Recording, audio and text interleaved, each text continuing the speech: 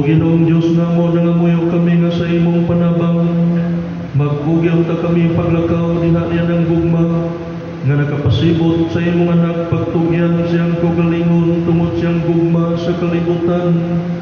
Kini among ipangayo, pinaagi sa among Ginoong Jesucristo imong anak, nga buhi ug hari uban kanimo sa Espiritu Santo, Dios Santo, sa kamahaluran.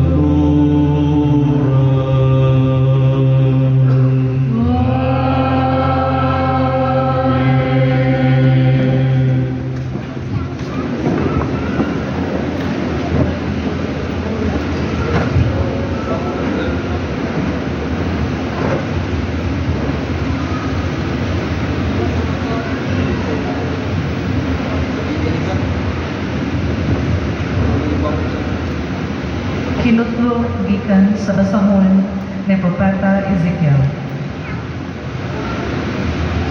Nag-ingon ang Ginoong Diyos, ablihat ko ang inyong mga lubong ug banhawon ko kamo ug katawhan ko.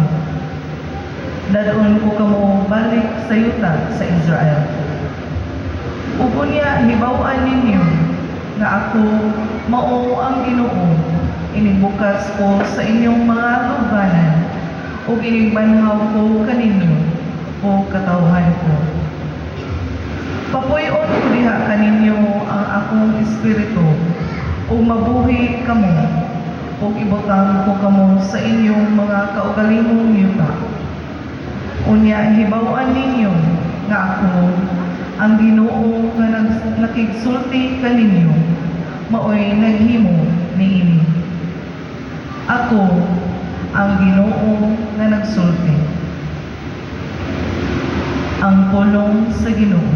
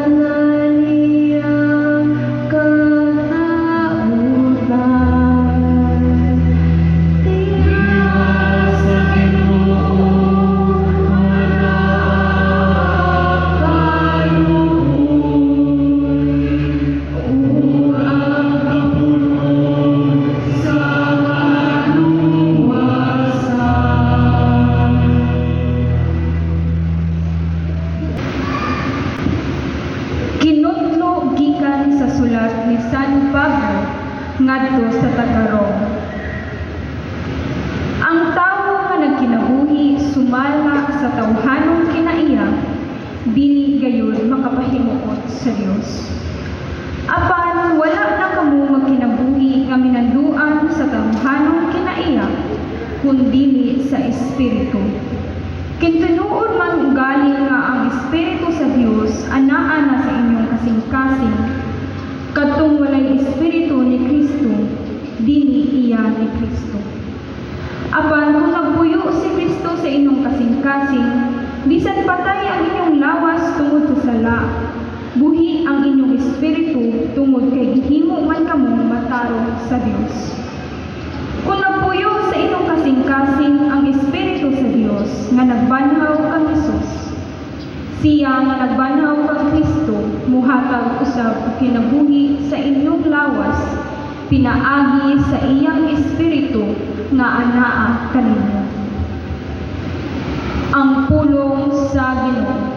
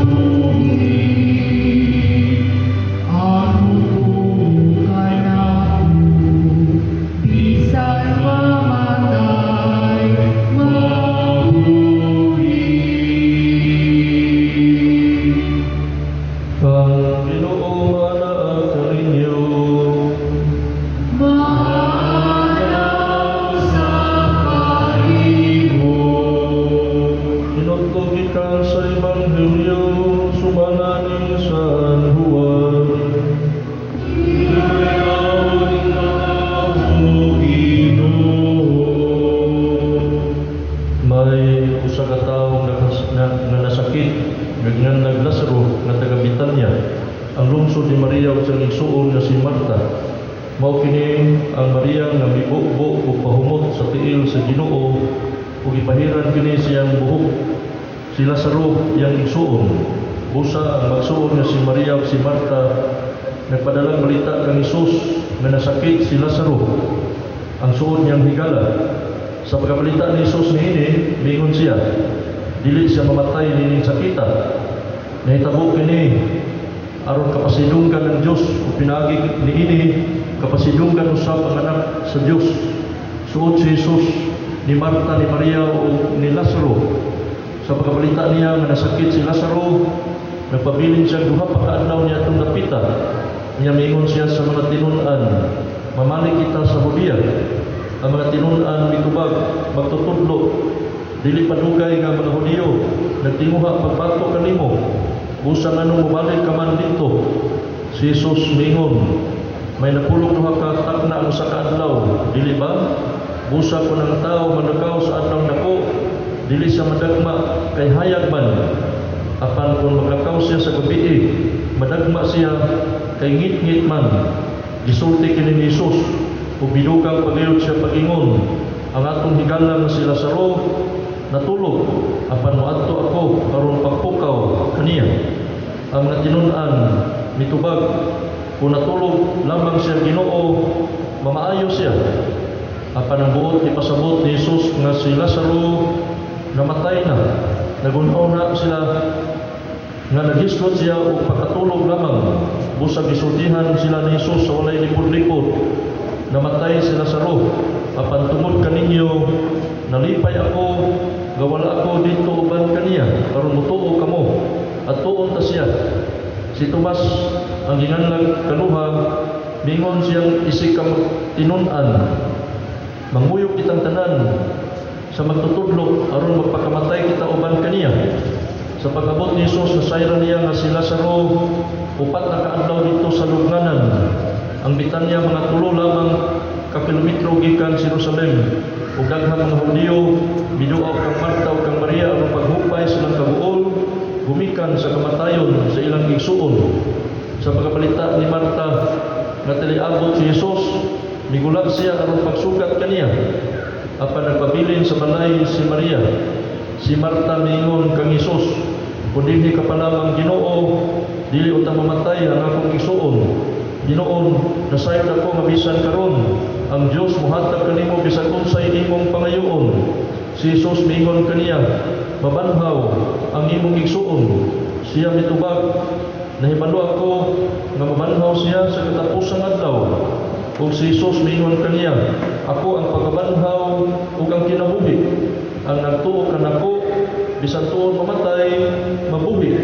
Ug ang tanang buhi ug nagtuo kanako dili gayud mamatay. Mituo ka ba niini?" Ug siya mitubag, "Oo Ginoo, mituo ako nga ikaw ang Mesiyas ang anak sa Dios nga moanhi sa kalibutan." Human kini isulti ni Marta, ibalik siya ug gitawag sa tago ang iyang igsuon nga si Maria ug giingnan, "Ani ang magtutudlo ug nangita sa kanimo." Sa pagkadungog ni Maria niini, mitindog siya ug midali pagulak aron pagtagbo kang Hesus. Si Jesus wala pa moabot sa lungsod dinhi Hidayuna. Dito pa siya sa dapit, diin siya tagbuan ni Marta. Ang mga Hudyo nga dito sa balay uban kang Maria aron paghupay siyang kaguol, misunod kaniya sa pagkita nila nga mitindog siya ug midali pagulak. Nagunahuna sila nga moadto siya sa lubong aron paghilak dito. Sa pag-abot ni Maria sa dapit diin dito si Jesus ug pagkakita niya kang Jesus, mihapak si Maria sa tiilan ug pingingon, "Ginoo, kung dinhi ka pa lamang, dili unta mamatay ang akong igsuon." Nakita ni Jesus nga naghilak siya. Ingon man ang mga Hudyo nga mikuyog kaniya ug natandog pag-ayo niyang kasing-kasing ug nanghupaw siya. Hain man niyo siya ilubong nangutana sa kanila. Dali na rin tanawa Ginoo, mitubag sila ug mihilak si Jesus. Tungod niini ang mga Hudyo miingon, "Tanawa pagkadako gyud siyang paghigugma kang Lazaro." Apan ang uban miingon, "Dili ba gipabuka man niyang mata sa buta? Nganong wala man siya makapugong sa kamatayon ni Lazaro?" Natandog na usab ang kasing-kasing ni Jesus ug siya miadto sa lubong. Usab kini kalangog ug ang puntahan niini, "Yalihag bato." Kuhaan ninyo ang bato, misugo si Jesus. Si Marta ang igsuon sa namatay miingon, "Ginoo, baho na siya karon, kay upat naman kaadlaw na siya gilubong." Si Jesus miingon kaniya, "Wala ko ba ikaw sultihi nga makita mo himaya sa Dios kung motuo ka?" O ilang gikuha ang bato. Kunya mihangad si Jesus ug miingon, "Amahan, nagpasalamat ako kanimo nga namati ka kanako. Nasayod ako nga kanunay kang mamati kanako. Apan nagsulti ako niini tungod niining mga tao nga nadinhi aron sila motuo nga ikaw maoy nagpadala kanako." Ug human niya isulti kini, bisinggit sa kusog, "Lazaro, ruwa na rin." Ug migula ang namatay nga binubusan ug ang binahi ang mga kamot ug tiil ug yang naong pinutos o panakton. Badbarin niyo siya og palakta, giingnan sila ni Jesus. Daghan sa mga Hudyo nga miduaw kang Maria nakakita sa gibuhat ni Jesus ug sila mituo kaniya. Mga igsuon, ang Ebanghelyo sa atong Ginoo. Maglingkod sa Kadiyo kay butang natong tanan. Atong pakpakan ang Ginoo, no? Kay siya makagagahom atong nahulagway sa Ebanghelyo dinhi ikalimang Domingo sa Kwaresma nga si Jesus usag gyud ka Dios. Kay wala gyud tao sukat kaniadto hangtod karon nga makabuhi og minatay. Kay kining tao may lang mapatay og buhi, pero kaning pagbuhi og minatay di gyud mahimo sa tao. Ang Ginoo ra sa unang pagbasa atong nadungog nga mingon dinhi gikan sa basahon ni propeta Ezekiel, nag-ingon ang Ginoo, "Ablihan ko ang inyong mga lubong o banhawon ko kamo o katawhan ko." Muni usa sa mga gahom sa Dios nga di gyud mahimo sa tao ang pagbanhaw o minatay. O ang pagbanhaw ni Jesus kang Lazaro si Jesus din usa ka Dios, usa ka Mesiyas nga dunay gahom paghatag nato kinabuhi. Kay mato pa sa Ginoo, ako ang dalan, ang kamatuoran o ang kinabuhi. No? Si Jesus naghatag nato kinabuhi. Bisang mamatay pa kita, pero iyang kita banhaon, buhion kita sa Ginoo. Ikaduha, nga ang kamatayon ni Lazaro, si Jesus dibati o kaguol. Mato pa din mihilak si Jesus pagkahibaw niya nga namatay si Lazaro. Mangutana po ninyo, ang tanan bang nangamatay atong hilakan? Kanang atong mga puntra, kung mga matay, kanang naglibak sa tua, kanang naggaot sa tua, kanang nangutang way baybayad, mga matay. Mahiluan. Kung atong kontra mga matay, muhilak pa ta, di yun. Kung muhilak ka sa katao nga namatay, kay kanang tawhana, imo nang gihigugma. Kung mo nitabo sa Ebanghelyo na si Jesus, nahigugma kang Lazaro. Si Lazaro si Marta yang naigsoon, si Maria, nahigugma kang Jesus. Ganun muhilak magita sa mga tao nga nangamatay nga atong gihigugma. Kaya diha di sa gugma, ana ang kahiusa. There is union, there is unity in love. Munang kung mamatay atong gihigugma, yan, nahiusa na sila sa tuan, sa unang-unang kasing-kasing. Kung mamatay sila, muna tagilangkatan o katunga sa kinabuhi. Munang sakit, pation kung mga matay ang atong hinigugma sa matagilangkatan o katunga natong kinabuhi. Mo ni pait kayo, risgo sa gugma. If you choose to love, be prepared to be hurt. Masakitan yun ta. Wabot ang higayon. Kaya kuhaon man sa Ginoo atong mga minahal. Ikatulo, na para sa Ginoo, ang kaning kamatayon ni Lazaro, sa marag paghikatulog. Matupadenhi nga ingon si Jesus, ang atong higalang na sa Lazaro, natulog. Apan moadto ako aron pagpukaw kaniya. Ang mga tinun-an mitubag kung natulog lamang si Ginoo, maayo siya. Apan ang buot ni pasabot ni Jesus mao nga si Lazaro namatay na. Mao ni bagong meaning sa kamatayon sa marang paghikatulog. Muna ang kanang pulo nga minteryo, ang pulo nga minteryo gikan ka sa pulo nga Griego, koimeterion, meaning a place where people are asleep. Ang minteryo di ay gikan sa pulo nga Griego nga koimeterion, pasabot usa ka lugar din ang mga tao nahikatulog. Muna moadto gitag minteryo, di kita magsabak-sabak dito. Dili ta mag-dag video kay karaoke TV. Kaya nakakita ko sa Facebook na birthday, nangantag video kay. Sige kanta-kanta, kaon, inom, abot alas 12. Ibadlong silingan nga, hilong na mo, kaya natuo kami. Huwag man patuo. Ilabay pato. Huwag itong patuo. Utlan kita kurente. Hilong tanan. Dili lalim. Kung kita tugawon sa atong katulugon. Muna bubisita kitang misteryo, ato din patunan ang tumang pagtahod sa nanangamatay. Diya misilingan sa una, nagbilar sila sa minatay. Kanya, nagluwas ng baraha, pero way kwartahay. Karena subuay naman, subuay. Usahay, kung mapilde, may wag sige, lukduan na mo sinilas. Kundi gani, amin ditong lolo, anak. Doon natin ginganlan o re ang musilingan, pagkapilde ba? Giinan siya sa mga kauban nga katong kasugal, no? Kauban sugal, paraha, giinan siya na napilde man ka, ala, subuon ka na mo, ato ang minatay, tanawa. Sus, dibaw ka kung sa'yo gihimog niya, yung itanaw ang minatay, pero iya pa manggit pakapinan, iya magiinan nga, ako na sa'yo puli ni mo diya, sus, pagkaugma, paghuman yun lang duwa, na mauli na sila. Paglabang yun niya naligsang siya, patay. Wa pagi malubong ang minatay, ihaya sa siya. Ano man? Yung gibugal-bugalan.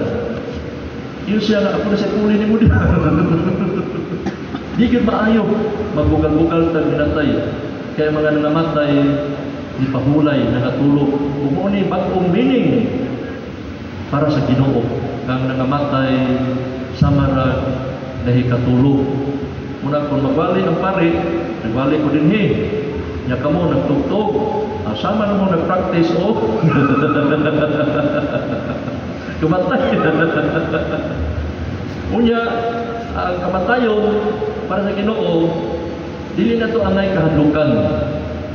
Kay matupas Ginoo ang tao nga nagtuo kanako bisan tuo mamatay mabuhi.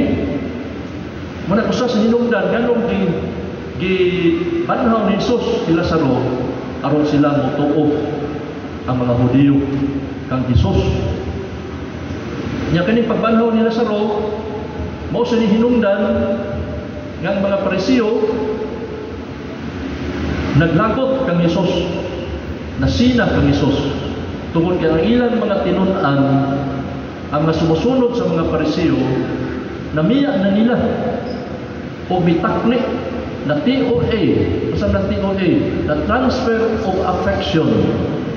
Wa na sila musunod sa mga Pariseo, sa mga Saduceo, sa ilang kadagkuan sa mga Hudiyo, kundi ang mga tao bisunod na kang Jesus. Muna usa sa mga rason nganong ilang gilangsang si Jesus sa krus, ilang gipapatay si Jesus sa krus tungod sa kasina. Tungod sa kasina. Muna ang Ginoo gilangsang na sa krus, pero ang Ginoo nagpabilin gyud siya nga makagagahom kay pinagi siya kamatayon, diya magibuntog ang kamatayon. Kung pinagi siya pagkabanhaw, iuli niya kanato ang atong kinabuhi. Ug ang pagkabanhaw ni Lazaro naghatag nato paglaom nagkadtong nangamatay nga nagtuo kang Kristo pagbanhaw usab. Mato pa ni San Pablo maingon nga nangamatay kita diha sa dihang gibunyagan kita diha ni Kristo, nabunyagan usab kita diha sa kamatayon. Kung kita nga nabunyagan diha sa kamatayon, makapaabot sa ta kita iyang pagabanhawon. Banhawon sa ta kung kita nagtuo kang Kristo. Muna ang kamatayon, kung doon na kita pagtuo kang Kristo, dili na to angay kahadlukan. Dili sa mahadlok mamatay. Pero bisan mo sa unang wali na ay mo kahadlok kamatay, ang mga tao labi nagbaglino, piting dagana. Pero managan na ta, tungod sa kahadlok na mamatay. Mubitanan, tungod kay mahadlok na mamatay, di kita maghiskot po kamatayon ato mga YouTube, TikTok, Facebook, di kita kakita dito nga nag-advertise og lungon. Moingon, palit mo ni lumuna kay libre buwag o pamisa. Palit mo ni lumuna kay wifi o aircon pa. Wa. Pero sa pagkatinuod, death is part of the human life. Apil biniparte sa atong kinabuhi nga mga matay kita. Di ta mahadlok mamatay. Ang atong kahadlukan kung asa kita paingon human sa kamatayon. Kay bisan kini si Jesus namatay, mga birhen, Senyor San Jose, Santo Papa, mga santos, ang mga birhen, mga presidente, senador, gobernador, kontraktor, mga matay kitang tanan. Wa ginipilion ng kamatayon. Ang atong kahadlukan kung nasa kita paingon human sa kamatayon. Nanuman, ini kamatay na to, lainon ba sa Ginoo itong mga buutan, lainon sa mga dautan, lainon ang mga maghihantagon, maluluyon, matinabangon, lainon sa itong mga kawatan, tulisan, limbungan, libakira, sismosa, mga himantayon, mga prautang may baybay. There is a separation between the good and the bad. Muna atong angay kahadlukan. Pero kung doon na lang tayo pagsalig kang Kristo, kung kanunay tayo nagsimba kang Jesus matag Domingo, kung doon na kita ipagtuo sa Ginoo, dili kita mahadlok mamatay. Kay si Jesus, mas gamhanan pa kaysa kamatayon. At pakpakan si Jesus, no? Jesus has the power over death. Dili kita mahadlok. Nag-ingon na ba nga ang kamatayon? Death is called the greatest equalizer. Gamitan buhi pa ta, lain-lain tang mga itsura, uban mga gwapa, gwapahon, gwapo, kapuhon, ulan kamatay, parihar ta. Uban na to, buhi pa, hindot kay mga mata, kay gasiga, murag bagong baterya, uban sa, murag nalubat na, uban sa, nalibat pa. Di kamatay, parihar kita. Ang uban na to, takas kay tilong, uban sa, takas kay katag, uban sa, murag palwag ikaw. Uban mo kahubagan, pero yung kamatay, parihar kita. Ang bansa din na kayo ngapin kay magahon, hamison. Uban tabison kay puwahon. Pero ang bansa, mura nanitsag piso. Pero yung kamatay, parihar kita. Ang uban na to, nadang kwarta, sige pariban. Ang may kwarta, puro rauban. No? Pero wagi laging makahatag na ito kinabuhi o pagkabanhaw. Jesus alone can give us life. Ang Ginoo lamang muna siya ang atong kalauman, siya ang atong kasiguruhan, siya ang atong kinabuhi, itong pagkabanhaw, labaw sa tanan, siya ang atong kaluwasan. Manindog kitang tanan, magampo kita na ito Ginoo. Nagatuo kami sa Diyos, mga mahal, magkagagahong sa tanan, magbubuhat sa langit o sa yuta. Kang Kristo yung pagkakanak tinanagtog, manampon sa lalang sa Espiritu Santo, iyanag Santa Maria ng Birhen, isakit sugo ni Poncio Pilato, nilangsang sa krus na matay ilubong, ikunsat sa mga nangamatay, nakatulog adlaw na banhaw ikan sa mga minatay, bisag ka sa langit, nagalingkod sa tuo, sa Diyos ang mahal, magagagahong sa katanan, gikan dito, umalis sa pagugong sa mga bubig sa mga minatay, nagatuto sa Espiritu Santo, sa Santa Iglesia Katolika, nagkabitan sa mga santos, sa kapasiluhan sa mga sala, pagkabanhaw sa rawas, pinabuning way katapusan. Amen.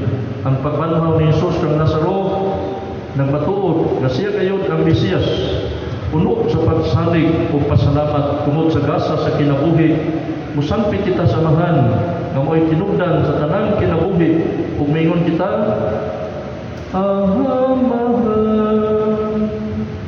dungga kami,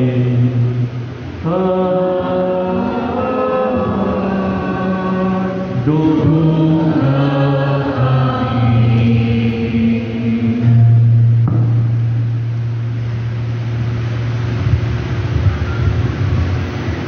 Nga tawuro nato ang tanang matang sa kinabuhi, ilabi na ang kinabuhi sa tao, kay gibuhat man kita, sumala sa dagway o kasamahan sa Dios. Mag-ampo kita.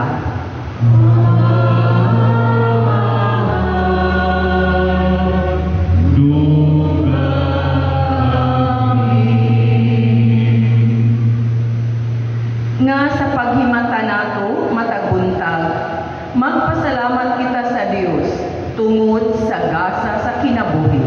Mag-ampo kita.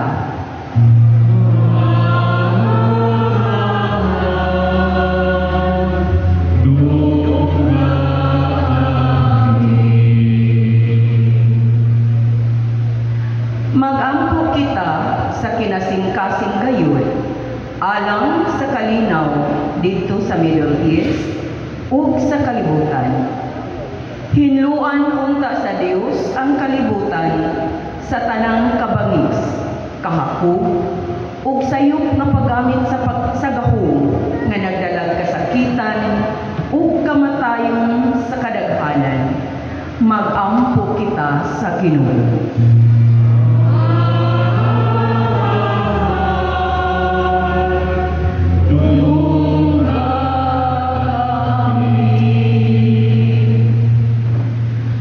Mag-ampo kita nga ang mga nasod maninguha unta, padulong sa kasamputang sa pagwagtang sa mga hinagiban sa pagpakigsangka, ilabi na sa kahimanang nuklear ug mga Pangulo sa kalibutan, mopili unta sa dalan sa dialogo o diplomasya o dili ang kabangis. Magampo kita sa Ginoo.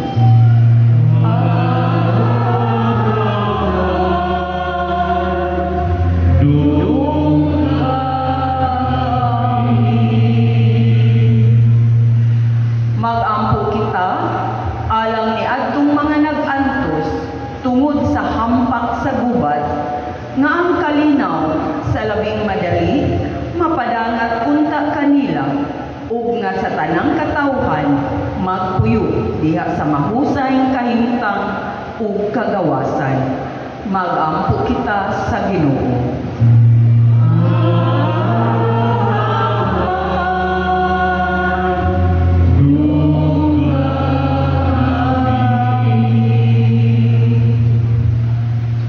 Nga imo untang isipon nga takos o mapaslanon alang kanamo nga ang halangdong Teofilo kamo mabayaw na ngadto sa altar sa mga santos. Magampo kita sa Ginoo.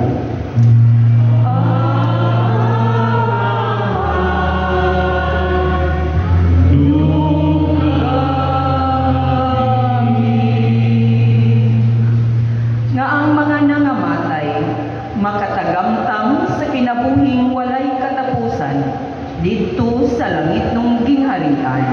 Magampo kita.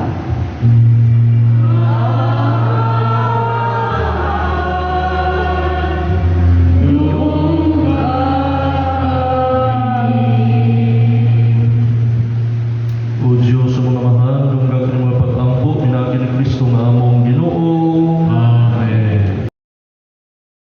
Ang atong simbahan naghangyo sa tanan sa pagpangandam sa ilang kaugalingon alang sa pagpahinumdom sa atong paghinumdom sa atong Ginoo panahon sa Semana Santa.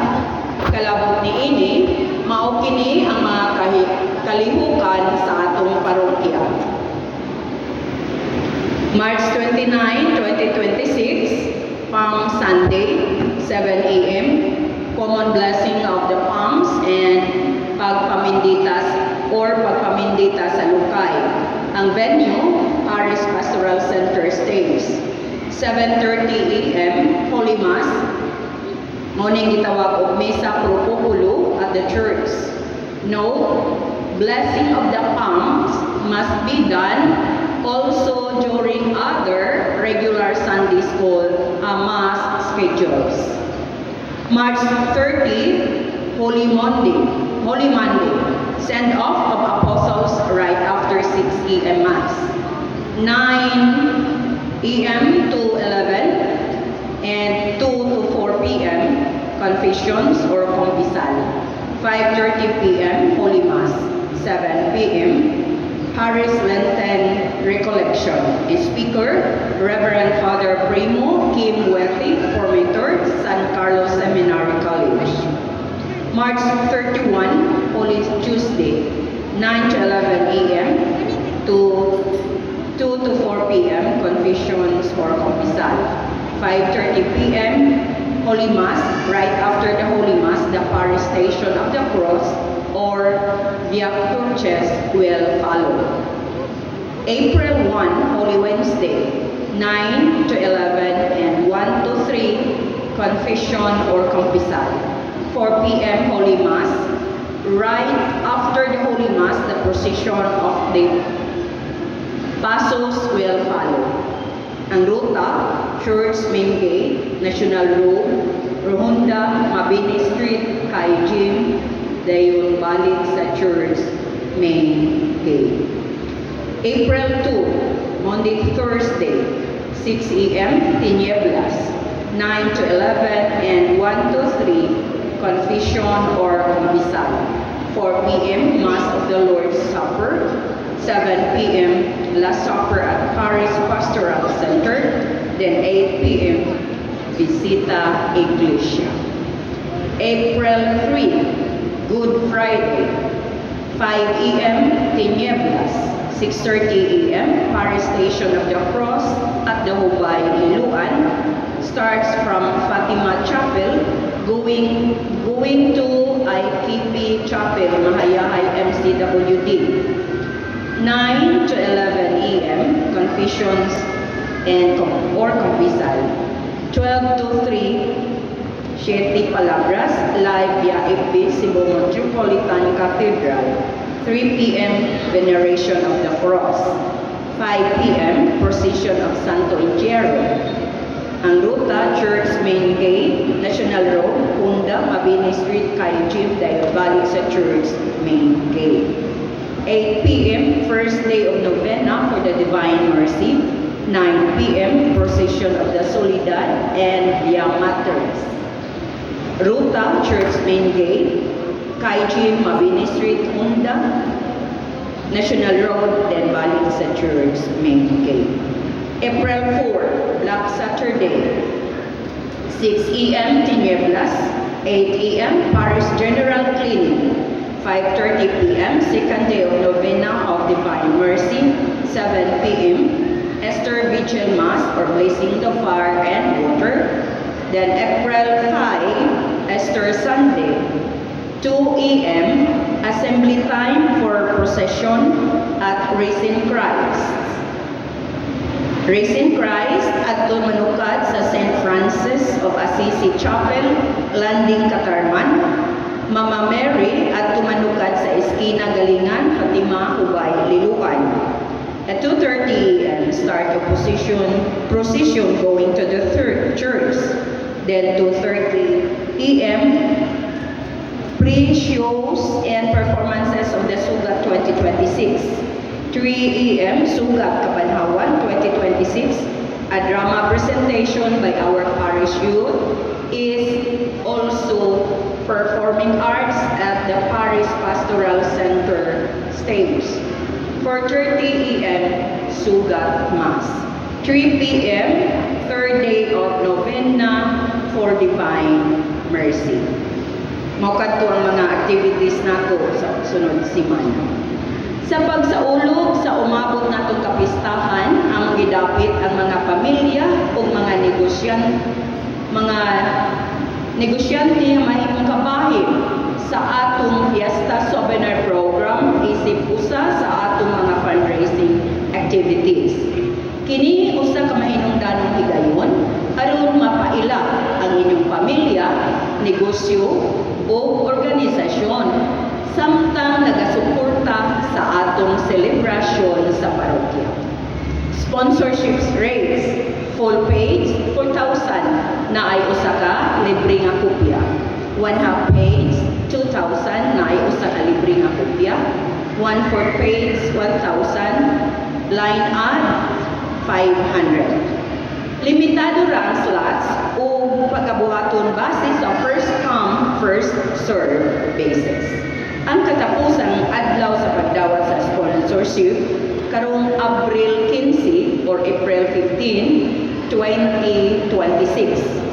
Alang sa mga dugang mga pangutana o reservation, palihog kontakta si Ms. Trixie Ugalbot, Parish Pastoral Council Secretary sa numero 0917-397-8058 or magpadala og mensahe sa San Fernando Elrec Parish Facebook page. Ikalima, magtinabangay kita sa pagmentinar sa atong simbahan. Dili unta kita magbilin og bisan unsang basura sama sa plastic, papel o mga sundanan sa street foods o uban pang mga basura. Sa pagpanglukod usab, hinaya ang paggamit sa mga lunghanan ug ayaw kini ibunda. Kung dili gamiton, hipusa ug ayaw usab kini sa sagbayi o tungtungi sa inyong mga tiil. Ug sa mga magdala og ilang mga iro o iring or other pets, palihog atong gunitan ug bantayan kini. Ikaunom ang atong Parish Projects Financial Report. Wala na daw. Mao kadto ang Parish Announcement pagsuporta sa atong parokya. Ang Ginoo manag ninyo.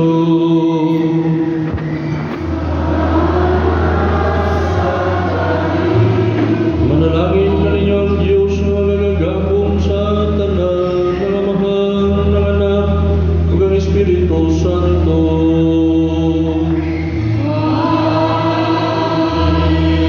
Tapos ng misa ato